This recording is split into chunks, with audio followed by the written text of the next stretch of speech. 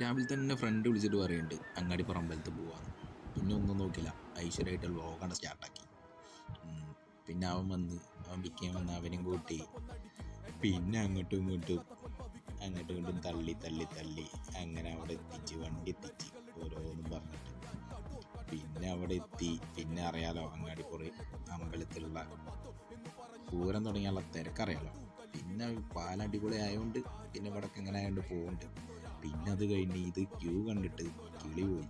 ഒരു 1.5 ക്യൂ ഉണ്ട് ഫുഡ് കഴിക്കാൻ വേണ്ടിയിട്ട്. പിന്നെ അതും കഴിഞ്ഞ് കുറച്ച് നേരം അമ്പലത്തിൻ്റെ പരിസരത്ത് കൂടി അങ്ങോട്ടും ഇങ്ങോട്ടൊക്കെ നടന്ന് അങ്ങനെ അതും കഴിഞ്ഞ് മേളിലെത്തിയപ്പോൾ ഈ ഫാൻ ഉണ്ടല്ലോ, പൂവിൻ്റെ മോനെ, ഇതിൻ്റെ ചുവട്ടിൽ നിന്നവർക്ക് അറിയാം അതിനുള്ള സുഖം, നല്ല കാറ്റ്.